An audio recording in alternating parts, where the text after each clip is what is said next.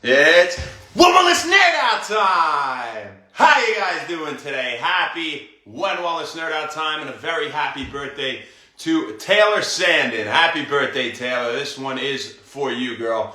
We'll talk about her a little bit more at the end. As for now, let's get into our discussion of the day, and that is on proper running technique to avoid injury and bearing too much of a load on those joints, right? So our ankles, knees, our hips. And let's get right into it. Paulo, what's up, brother?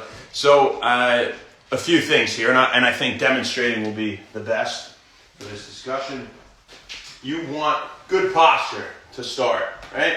So you're standing up nice and straight. You got your ears over the middle of your shoulders, right? So you don't let your head come forward too much like this. That anterior head carriage you always see in chiropractic. And we do deep neck flexor exercises for like our chin tucks we talked about when wellness. But you want to keep those ears over the shoulders. Keep that head back and vertical. Good posture. Keep the chest out. And with your arm swing, what you're going to do, before we even get into the lower extremities, because upper body technique is very important with running too, obviously, your arms are not going to work hard. And what I mean is you're not swinging with your arms. You're not flexing your bicep, extending it, flexing. It is staying constantly flexed at about 90 degrees, okay? So you have it constantly flexed at 90, and the shoulder joint is moving. Now, your hand should be almost skimming your pockets if you're doing it correctly. But while you're swinging your arms, make sure not to twist your torso, not to twist your torso. Keep that core tight, keep yourself facing forward, and don't twist. Keep that vertical load directly down on your pillars, on your feet, right? On your calcanea and the balls of your feet equally, and swing with your shoulders, all right? So as far as the lower body, lower extremities go, well, it's like you're riding a bicycle, right? So when we ride a bike, what do? Do we have lazy feet like this? Of course not. Right? We don't want lazy feet, and when we run, we also don't want bouncing up and down, all right? You're using more energy than you need to, and it's an excessive amount of force translating down through your ankles that we just don't need, right? So we don't want to bounce. What we want to do is kind of have a shearing force. So when our foot hits the ground, it's first when it comes up, it's dorsiflex, like riding a bike. Now, dorsiflex like that, right? Like that, toes up. And you want your toes to almost be coming over your knees. It's like you're trying to clear your knees with your toes, okay? And when you come down, you're shearing force back.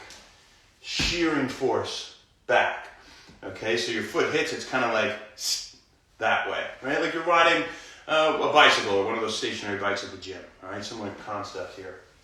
And it's like there's hot lava on the ground, so when you come down, you want to come up quick.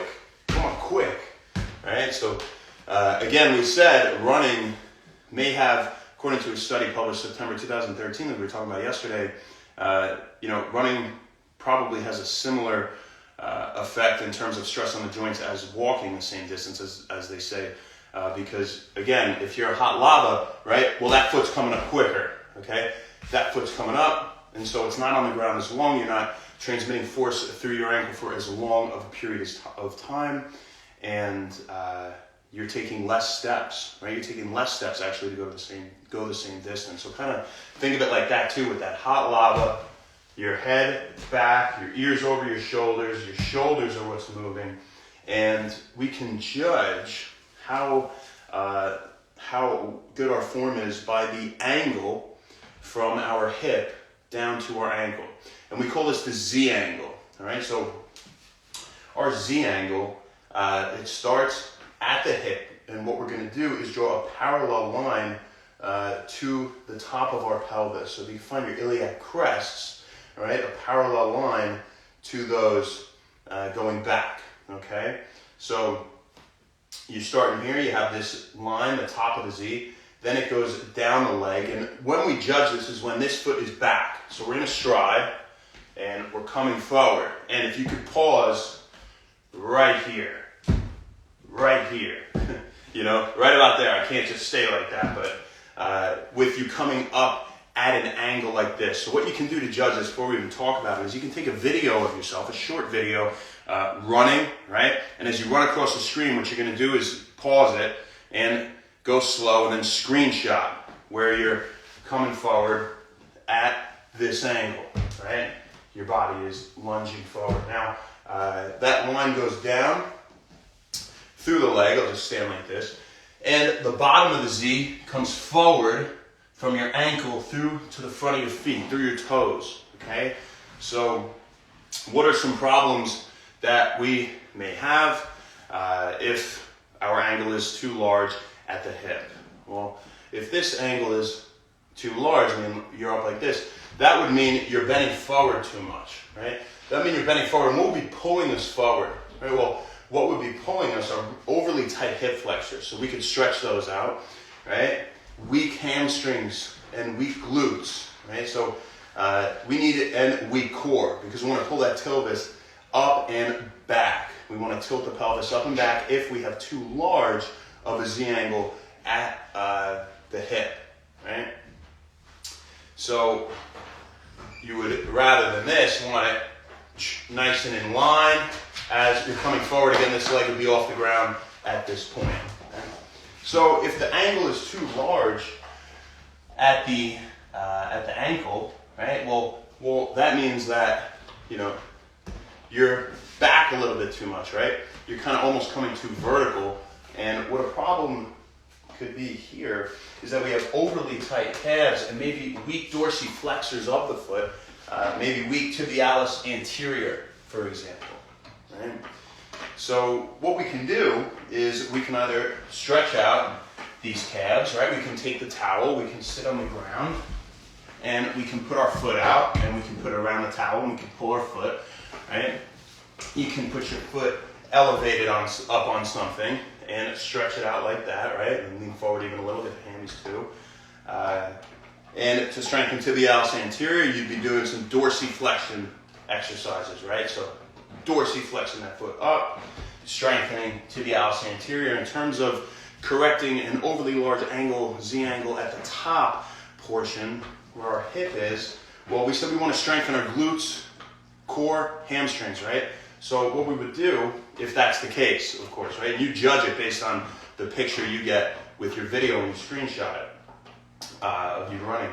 So strengthening the core, obviously a ton of core exercises we've shown here at Wend Wellness. Strengthening the glutes, glute bridges, right? Hamstrings, hamstring curls, both of them squatting, right? Deadlifting, things like that. And stretching the hip flexors. So how do we stretch the hip flexors? Well, you can get a chair and you can pop it right in front of you, step up on it, and what you're gonna do, take this other leg back and lean forward. Get that leg back further, get that leg back further, and you really be stretching out the hip flexor of the leg that is down, right? You come in and you can slide the chair forward if that's easier and stretch it out. You can lift your hands up, right? So that is what we got for you guys in terms of proper running form. It's like you're riding a bike, easy as riding a bike. Your feet are on lava. You keep good posture the whole time. You keep that back nice and straight, that chest forward. Don't let the head rock forward, ears over the shoulders. And I hope it helped you guys. So, these are a few little tips that can help to prevent injury and, again, excessive bearing of low load for prolonged periods of time on your joints and your lower extremities. So, who do we got today? Let's say hi. Judith, how you doing? What's up, Rano? What's happening? Thanks for hopping on. I hope you're having a great day. Xhead0R, what's up, brother? Melanie Rose and Apollo, my man. So before we go, we got to say happy birthday, Taylor Sandin. Happy birthday, girl. I hope you're having a fantastic day today. This one is absolutely for you. When I think of you, I think of Pickle Rick naturally as well. And I love Pickle Rick. You guys are both great. I love both you guys. And I think of watching you play rugby too. You're a great rugger. You and Rick both. I mean, you guys have some athletic kids, They're going to be running around, juking people left and right. And, I want you to know I was thinking of you today. I'm thinking of both of you. Happy birthday. This one is absolutely for you. So it's your day in the book of Wend Wellness. You guys have a great rest of your day. Thank you very much, Sonia. You just caught us at the bell. How you doing? I hope you're doing great. And we'll see you tomorrow, you guys. Happy Wend Wellness. Thank you.